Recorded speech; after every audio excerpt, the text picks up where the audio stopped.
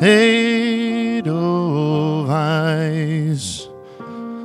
Every morning you greet me, small and white, clean and bright. You look happy to meet me, blossom and snow, may you bloom and grow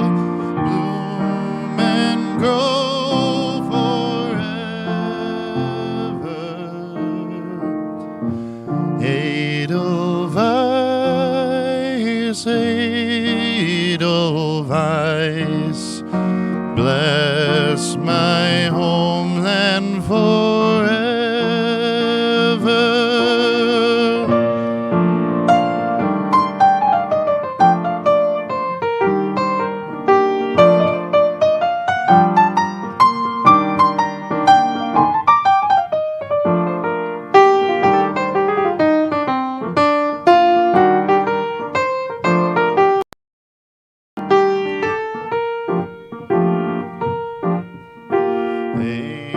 Edelweiss,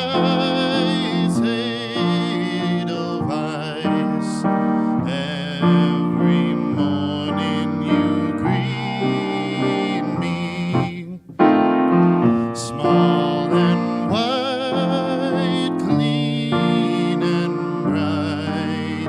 You look happy to meet me, blossom and snow, may you bloom and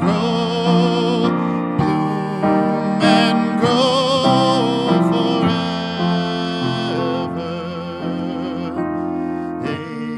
Edelweiss, bless my homeland forever.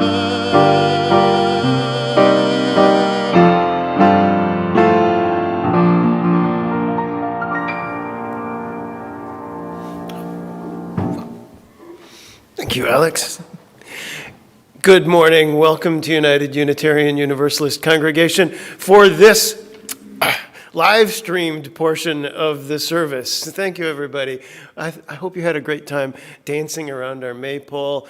If you are joining us online, we recorded the maypole dance ceremony earlier today, and if you tune in a little later on, you'll be able to check that on the YouTube channel as well. My name is Reverend David Kraemer, minister at this church. Helping with today's service are Emma Koeppel and Alex Chilsen and Aaron Hurwitz. It's a great day, just an auspicious day. A couple of things to lift up before we begin this part. The board last month at its last meeting has agreed to relax our rules for being together. Some churches are now making masks optional. We are not there yet. We are still asking everyone to continue to mask and to maintain distance, with the exceptions of the people on the chancel up here speaking. Also, when you are at the microphone for joys and sorrows, if you are comfortable, you may take down your mask and it will help us understand a little bit better. Otherwise, we'll continue on as careful as we can. The air circulators are continuing to run, and we're continuing to maintain some distance, and we will move slowly into into the summer. Our auction is coming up, and Gilles Foucard has a few words to say. Gilles?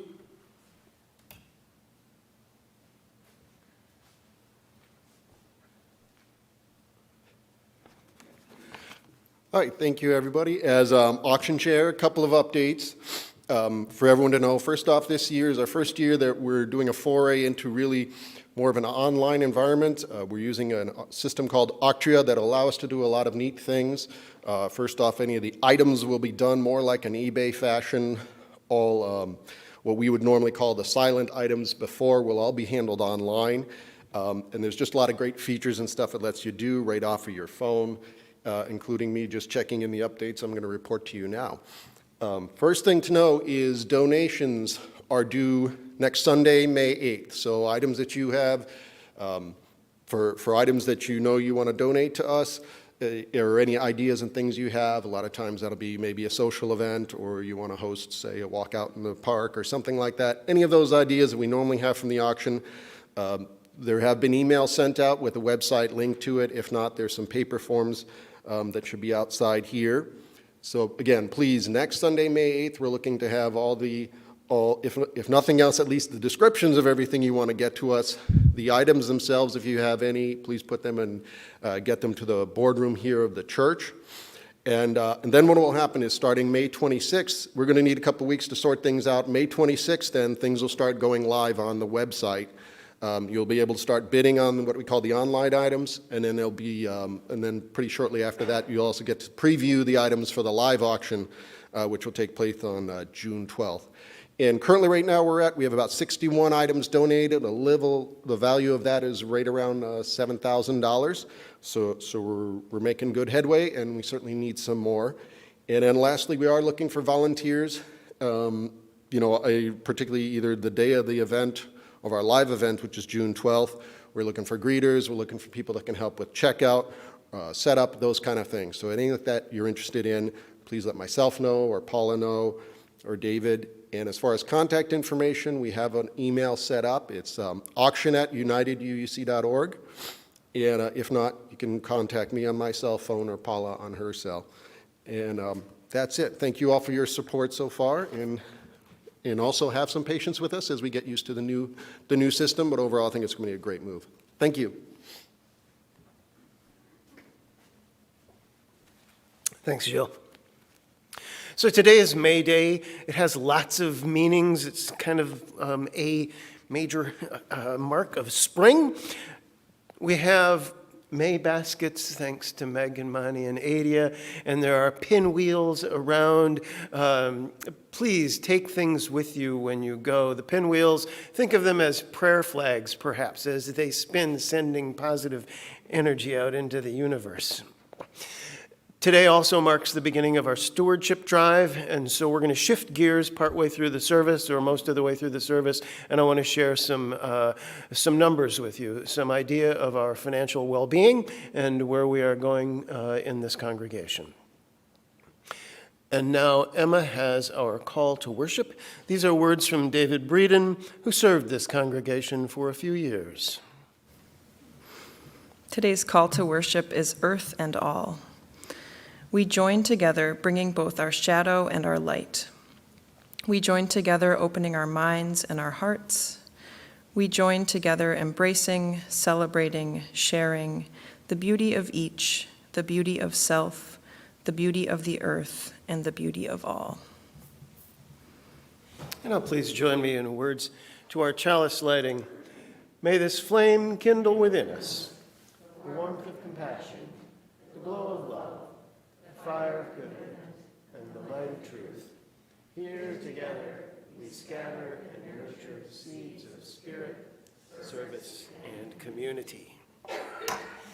Let's sing together hymn number 1068. You may sing through your masks. The words are here on the wall. Alex will lead us. Rising Green.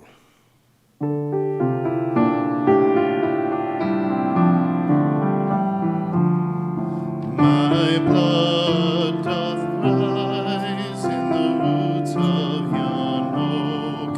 Her sap doth run in my veins.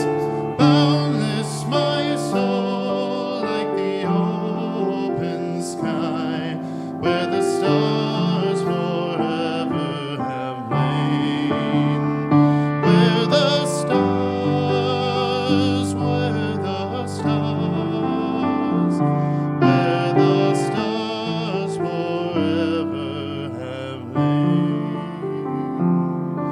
My hands hold the weavings of time without end.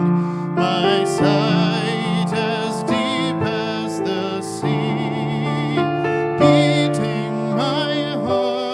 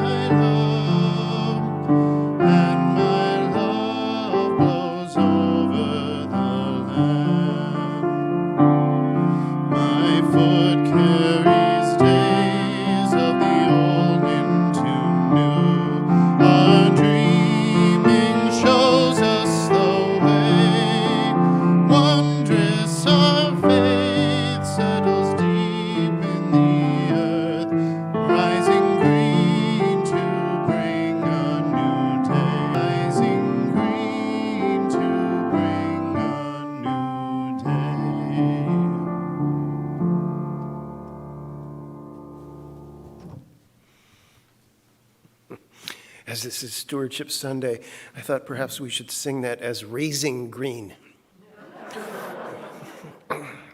Bad. May Day is an auspicious day. I remember when I was a kid hanging May baskets on the doors of our neighbors. It was really fun. And then I also remember feeling disappointed to come home and find no May basket there for me. I wanted that candy. May Day has ancient roots. In Celtic tradition, today marks the celebration of Beltane, the beginning of summer, when the cattle were driven out to the summer pastures. It is a day that in many lands was celebrated with dancing and drinking and carrying on that the Roman Catholic Church just could not tolerate, and so it was squelched for centuries. But of course, never stamped out. Like the spring ephemerals that will soon start popping in the woods, the celebration has deep roots and sneaky, beautiful ways of persisting. May Day is sometimes said to carry feminine power, generative power, the power of life, and often on May Day there is cake. In another meaning, May Day was chosen as the date for International Workers' Day by socialists and communists and anarchists and labor activists and leftists in general around the world. We have been here a while. It commemorates the Haymarket Massacre in Chicago in 1886 and the struggle for an 8-hour working day. We might remember how we got here. And of course, May Day is widely understood as a cry of distress invented in Great Britain in the 1920s. It's a kind of a phonetic pronunciation of a French phrase for help me. It has nothing to do with the celebration today. I think of May 1st as a kind of a door, especially this year as spring has been so slow in coming. Yes, I know there have been snowstorms in May in Wisconsin, but these really have been the exceptions that prove the rule. March is always harsh in some way. April is iffy. But when you get to May, you know spring's actually here. Our theme this month is nurturing beauty. In a bit, we'll move into the launch of our stewardship campaign with perhaps the emphasis moving to nurturing. But right now, I want to stay for a while in the hopeful, fragile, ephemeral nature of beauty and the beauty of nature evoked by May Day. Please join me in the spirit of prayer with words from Reverend Lynn Cox. Creative Spirit, source of life and love, we give thanks for the beauty of this day and for the company of those assembled here. Thank you for the breezes of change, clearing our heads and bringing fresh ideas. May they cleanse our minds of the oppressions and isms that divide us. Thank you for the flame of hope, the heat of righteous anger, the warmth of compassion, and the fire of commitment. May they bubble the cauldrons of transformation. Thank you for oceans of love, rivers of connection, tears of relief, pools of serenity. May healing waters flow over us and through us and among us, wearing down the sharp rocks of despair to bring joy in the morning. Thank you for the good earth beneath us, around us, and within us. May we take this clay and co-create a new realm of justice and beauty. Thank you for all these and more. We accept our gifts and commit to building, sculpting, painting, singing, and dancing them to life, to abundant life. So be it. Blessed be. Let's take a few minutes to collect, to receive an offering. If we had a couple of ushers to pass some plates, Alex will have an offertory for us.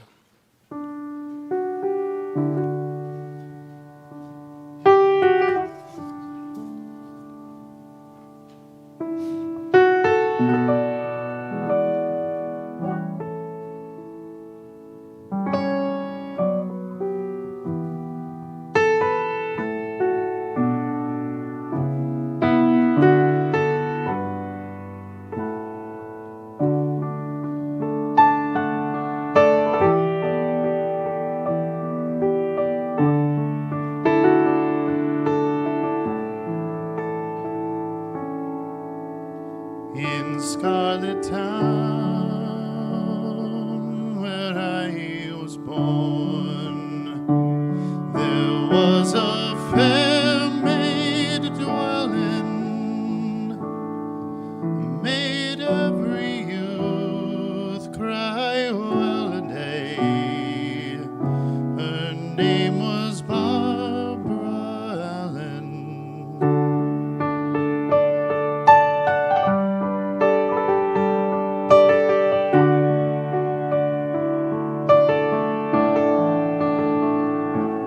All in the merry month of May, when green buds they were swelling, young Jeremy Grove on his deathbed lay, for love of Barbara Allen.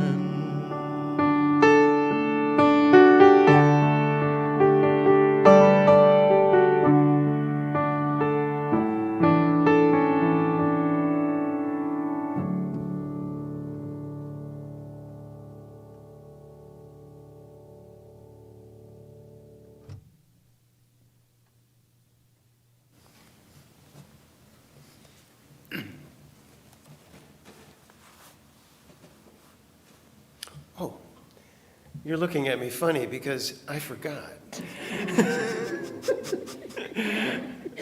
Of course, we share more than our resources. We share our lives here in this congregation by sharing joys and sorrows. And so now, if you have something that you would love to share, please come forward, speak into the microphone, tell us your name and what's on your mind. Take a stone from the bowl.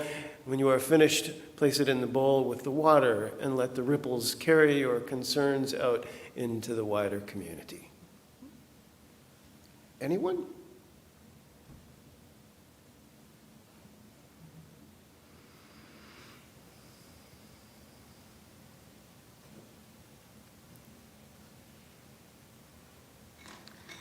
My name is Sarah, and I have a joy to share. I found out this week that there is an opening available at Avalon Square, 1 bedroom with den, which is exactly what I wanted, and it's available June 1st. So I assume that if all goes well, I will be moving at that time to Avalon Square in downtown Waukesha. Yay.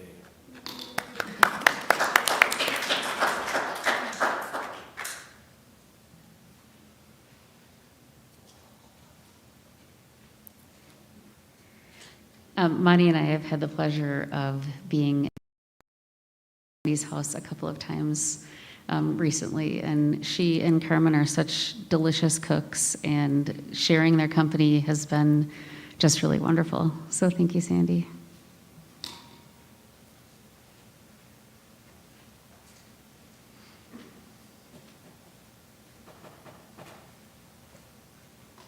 My name is Phyllis, and I've never gotten to experience maypole stuff before. That was fun. Thank you.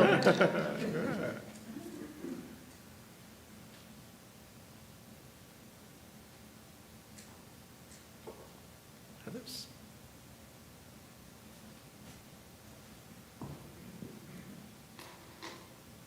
I'll add another stone for all of those experiencing some form of global strife these days.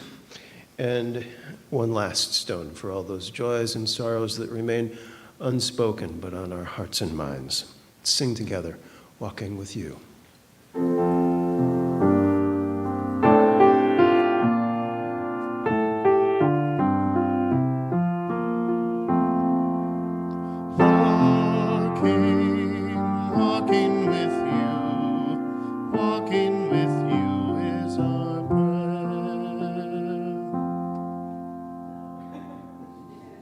All right, so our reading for today is Guarded Meditation by Max Kutz. Let us give thanks for a bounty of people. For children who are our second planting, and though they grow like weeds and the wind too soon blows them away, may they forgive us our cultivation and fondly remember where their roots are. Let us give thanks. For generous friends, with hearts and smiles as bright as their blossoms. For feisty friends as tart as apples. For continuous friends who, like scallions and cucumbers, keep reminding us that we've had them. For crotchety friends, sour as rhubarb and as indestructible.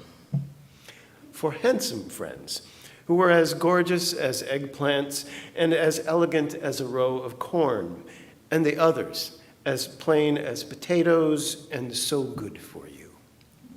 For funny friends who are as silly as Brussels sprouts and as amusing as Jerusalem artichokes.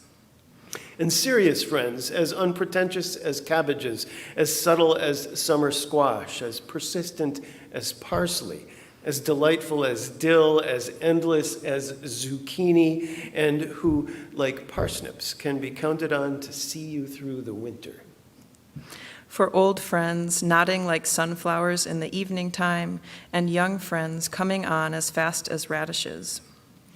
For loving friends who wind around us like the tendrils and hold us despite our blights, wilts, and witherings. And finally, for those friends now gone, like gardens past that have been harvested, but who fed us in their times that we might have life thereafter. For all these, we give thanks. Thank you. I like that reading. I think I've used it here maybe once before, but not for a while. I often think of it at the end of summer instead of at the beginning. It pairs well with the harvest, but it was on my mind this week as we started to plant some things and look forward to gardens. And I had a hunch that Emma might like it. Also, it's about people, and that's what this next part is about. It's about people and us and this place and what we do together and what it means to be stewards of all of this. So what is stewardship? Not that. Get it? The dictionary says stewardship is the job of taking care of something. As churches have come to understand it, stewardship is how we invest ourselves in each other. It's how we sustain our common and uncommon goals. It is how we here plant seeds of spirit, service, and community. Stewardship is about the money. It's about the finances that underpin and sustain our sense of mission. But it's also not about the money. More than the money. It's about how we care for each other and how we care for the world we live in. We're taking the month of May this year to devote our attention to stewardship. Within a week, you will receive a letter from me, if you have pledged in the past, along with a pledge form. You will find a link on our website as well. And if you have not yet pledged, there will be forms made available. Today, I want to present some information on how we have been taking care of each other up till now, especially in light of the pandemic. Some of this is information that Lisa Rosenthal pulled together, and I hoped that she would be here to present it. Alas, she is at a camp out this weekend. Given the weather, I'm not sure who got the better end of that deal, but I will do my best to channel Lisa for you. All of this is information that the board considers regularly, and so I want to share it with you. First off, without regard to finance at all, here's what our attendance has been like since March, when we reopened again for in-person worship. You can see that we have been running mid-20s, mid to high 20s for attendance in person.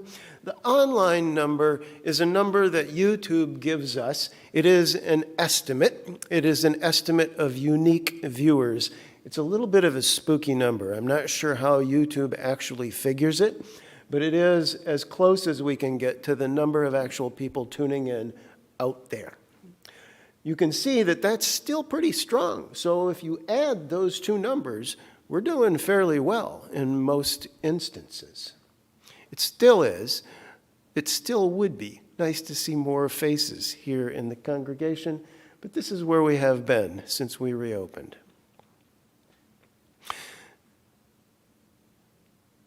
Here's another measure of our relative health. These are groups that have met regularly in recent months. It amounts to more than 30 unique individuals. Of course, there's some overlap. We register only 60 members. And so on in these groups, there are some individuals who serve on more than one. But if you separate all that out, half of us are actively involved all the time. And that doesn't count folks who just attend church on Sunday, which also is part of that number. So we're doing pretty well. Here's the money. This is a finance dashboard that Lisa put together. A version of it is presented each month to the board. In this one, at this point in the year, that's right here, you can see that our income has exceeded our expenses by about $1,000. Our pledges are running here, and you can see that we are also starting to pick up some plate, which we have not had during the pandemic. Also, our endowment continues to help us, and the Alice Ryder Trust is bringing in more in recent times than we were counting on. So that's good news for our investments. Our holiday appeal exceeded its goal, and of course our auction is still in the works. Where we've saved money has been on the open office administrator position for a couple of months and in our shared religious education program with Lake Country, which has not cost as much as the program itself has struggled. Overall, we've had some slippage in percentages, or in pledges, I'm sorry. I'm going to go back to this slide a little bit. You can see that at this point, compared to where we were last year, we're a little behind, and a little behind that from the year before. Over these prior 3 years, we're down about 11% on average from where we have been. We are now this number is now at about 76% of where we're counting on, but we're 82% through the year. Does that make sense? We've collected 76% and we're at 82% of the year. So we're running a little behind. And this tells us that there are some folks out there, some families that may be slipping away, may have some personal circumstance. So we have lost a little ground during the pandemic. We're not in deep trouble, but I think this is worth paying attention to. One thing that I have always bragged up at this church is that we are not reliant on one or two large donors here with everyone else just kind of hanging on. We have a large group of people in the middle who share the load. That's still true, but in the last couple of years, we've become a little bit more stratified. This is also worth paying attention to. Here's how that shakes down.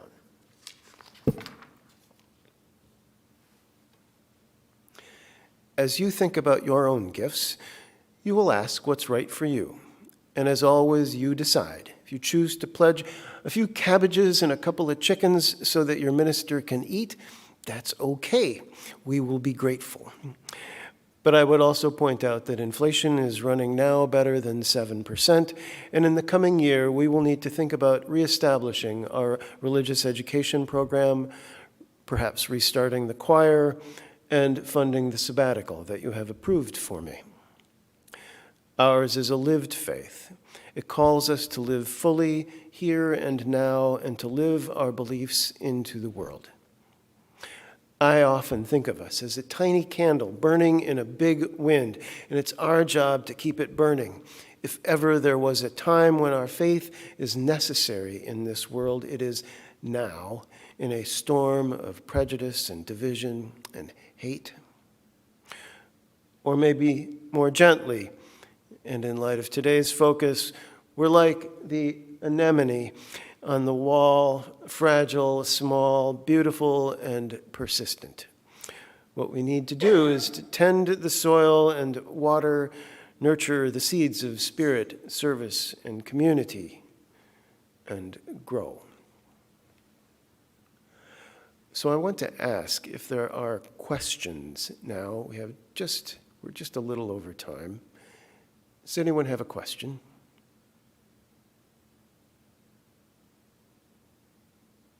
Okay. Members of the board and Lisa and I are here to answer questions as they come up through the week and through the month. And thank you again for all that you bring to us. In a moment, Alex will have our postlude. As we go today, I want to say that today is a good day for paying attention, for feeling the spirit, for seeing the beauty, for letting a magnolia bud remind you of something greater than yourself. Enjoy your pinwheels and your May baskets and the flowers that you find. Dance around a maypole in your mind for the rest of the day. And give thanks. Alex? So as you can tell, I programmed a lot of songs about like flowers and about springtime today. Like I've been telling my students all week, we're just going to sing this, we're going to will this spring weather into existence with song.